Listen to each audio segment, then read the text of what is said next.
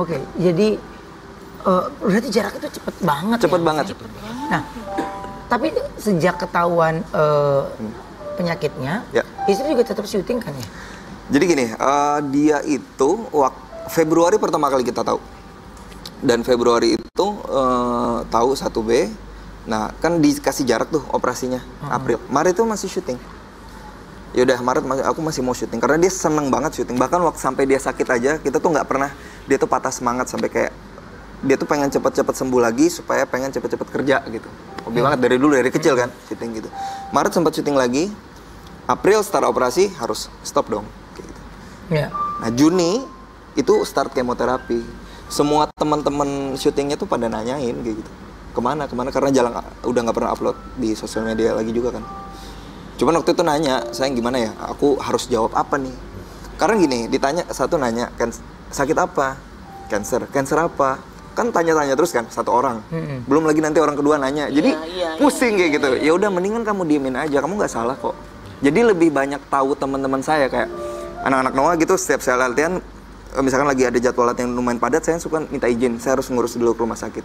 Jadi teman-teman band saya tuh lebih banyak tahu daripada teman-teman syuting dia. Jadi pas kejadian kemarin semuanya kaget. Padahal sebenarnya ini udah perjalanan 8 bulan kayak gitu. 8 bulan ya. Oke. Rio juga bahkan sempat memotong rambutnya untuk menemani istri yang menjalani kemo. Iya. Jadi setelah kemo pertama, rambut kan udah mulai rontok tuh. Saya sempat kasih tahu, saya juga baca-baca. Jadi istri itu saya tidak perbolehkan untuk baca apapun itu supaya dia tetap jaga moodnya. Jadi saya yang baca gitu. Saya juga baca biasanya kalau misalnya cancer, daripada dia melihat rambutnya rontok kan ini ya, down ya, mending dipotong aja sekalian. Saya bilang disemprot, enak aja katanya. Cuman lama-lama dia mikir juga kali ya, akhirnya sayang aku mau potong aja deh. Ya udah aku temenin kayak gitu.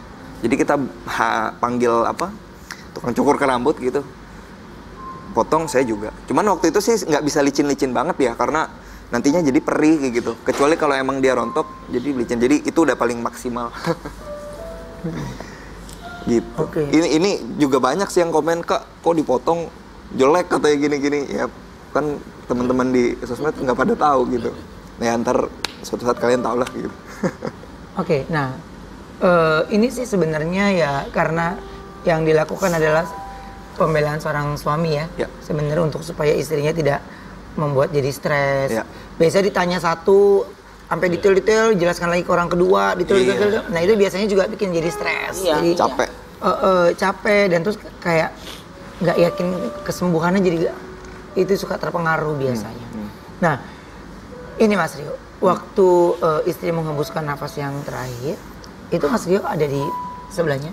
Iya ada. Itu apa ya, boleh dibilang satu momen yang nggak akan terlupakan dalam. Jadi setengah jam terakhirnya itu saya ada di samping dia.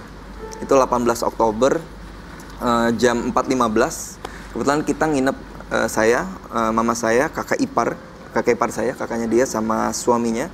Kita berempat nginep di rumah sakit itu. Sebenarnya boleh 2 orang doang. Cuman pihak rumah sakit juga ngerti kondisinya, ya udah nggak apa-apa nginep aja semua. Dan kita nggak memutuskan untuk di ICU, apalagi pasang ventilator. Karena waktu itu juga udah ngapain kayak gitu. Dokter juga bilang mau ngapain lagi gitu. Ya udah kita nunggu sampai dokter tuh udah sampai kayak, maaf ya kita cuman bisa sampai sini kayak gitu. Hah? Ini udah nih gitu. Sebenarnya kita udah tahu gitu, saya udah tahu, cuman kayak ya udah berarti saya sekarang tinggal di rumah, di rawat inap, tinggal nunggu. Pada waktu itu kan nggak tahu kapan kan. Iya. Jadi habis sholat subuh, mama sholat subuh tiba-tiba manggil, ini Clarence detak jantungnya udah mulai turun tuh. Jadi kan ada dari harusnya kan 80 sampai 100 tuh udah 50. Dari 50 sampai 0 tuh setengah jam. Jadi sakaratul mautnya lah. Kita tuh menemani gitu. Ya bersyukur sih bisa menemani kan, daripada misalkan kita lagi di mana. Waktu itu juga harusnya manggung di waktu itu kan pulang dari Amsterdam sama Noah. Untungnya memang bisa pulang secepatnya, jadi bisa nemenin kayak gitu.